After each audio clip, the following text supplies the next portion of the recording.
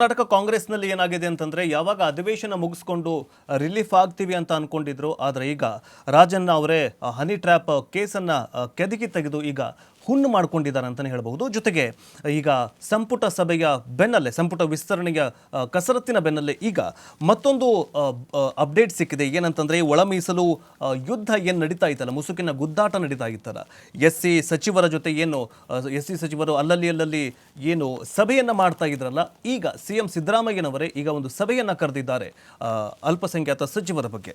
So ಏನು ಅಂದರೆ ಪರಂ ಆಗಿರಬಹುದು, HC ಮಹಾದೇವಪ್ಪ ಆಗಿರಬಹುದು, ಮಹಾದೇವಪ್ಪ ಇತರರ ಭಾಗಿಯಾಗಿ ಈ ಒಂದು ಸಭೆಯಲ್ಲಿ ಕೆಲವೊಂದಿಷ್ಟು ಚರ್ಚೆಯನ್ನು ಮಾಡಲಿದ್ದಾರೆ ಎನ್ನುವಂತಹ ಸುದ್ದಿ ಈಗ ಸ್ಫೋಟವಾಗಿದೆ.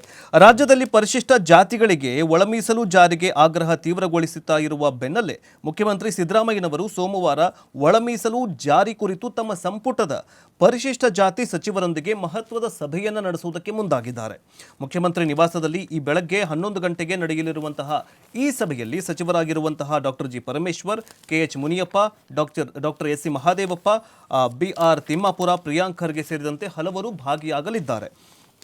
ರಾಜ್ಯದಲ್ಲಿ ಒಳ ಮೀಸಲಾತಿ ಕಲ್ಪಿಸಲು 2024ರ ನವೆಂಬರ್ ತಿಂಗಳಲ್ಲಿ ತಾತ್ವಿಕ ಒಪ್ಪಿಗೆಯನ್ನು ನೀಡಲಾಗಿದೆ. ಆದರೆ ಪರಿಶಿಷ್ಟ ಜಾತಿಗಳಲ್ಲಿ 101 ಪಂಗಡಗಳು ಇವೆ. ಸೊ ಏನಂದರೆ 75 ವರ್ಷಗಳ ಹಿಂದೆಯಿಂದಲೇ ಏನಾಗಿದೆ ಅಂತಂದರೆ ಏನು ಪರಿಶಿಷ್ಟ ಜಾತಿಯವರಿಗೆ ಒಳ ಮೀಸಲಾತಿ ಕೊಡಬೇಕು ಅಥವಾ ಮೀಸಲಾತಿ ಕೊಡಬೇಕು ಅನ್ನುವಂತಹ ಆಗ್ರಹ ಏನೋ ಇದೆ.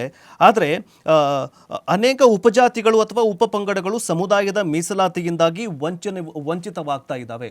ಕೆಲವೊಂದಿಷ್ಟು ಉಪಜಾತಿಗಳಿಗೆ ಮಾತ್ರ ಈ ಒಂದು ಸೌಲಭ್ಯ ಸಿಗ್ತಾ ಇದೆ, ಅವರು ಮಾತ್ರ ಅಭಿವೃದ್ಧಿ ಆಗ್ತಾ ಇದ್ದಾರೆ. ಇನ್ನೂ ಕೆಲವೊಂದಿಷ್ಟು ಜಾತಿಗಳು ಅಂದರೆ ಉಪಜಾತಿಗಳಿಗೆ ಇನ್ನೂ ಸವಲತ್ತು, ಅಭಿವೃದ್ಧಿಗಳು ಅಂದರೆ ಯೋಜನೆಗಳು ಹೋಗ್ತಾ ಇಲ್ಲ ಅನ್ನುವಂತಹ ಆಗ್ರಹ ಇದಾಗಿದೆ. ಇದರಿಂದಾಗಿ ಇಂದಿಗೂ ಕೂಡ ಉಪಜಾತಿಗಳು ಮಾತ್ರವೇ ಮೀಸಲು ಸೌಲಭ್ಯ ಹೆಚ್ಚಾಗಿ ಪಡೆದುಕೊಂಡು ಅಭಿವೃದ್ಧಿ ಸಾಧಿಸಿದರೆ ಅನೇಕ ಉಪಜಾತಿಗಳು ಇಂದಿಗೂ ಹಿಂದುಳಿದಿವೆ.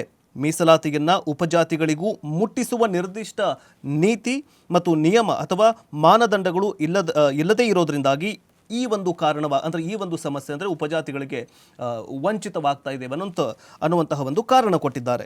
ಒಳ ಮೀಸಲಾತಿ ಎಲ್ರಿಗೂ ಅನಿವಾರ್ಯವಾಗಿದೆ. ಹೀಗಾಗಿ ಒಳ ಮೀಸಲಾತಿ ಬೇಕಾ ಬೇಡವಾ ಎನ್ನುವ ಚರ್ಚೆ ಈಗ ಅಗತ್ಯವಾಗಿದೆ.